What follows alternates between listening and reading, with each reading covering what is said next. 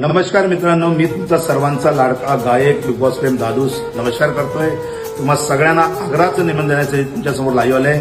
येत्या 7 तारखेला खास महिला दिनाच्या शुभेच्छा घेऊन मी तुमच्या सगळ्यांसाठी येतोय.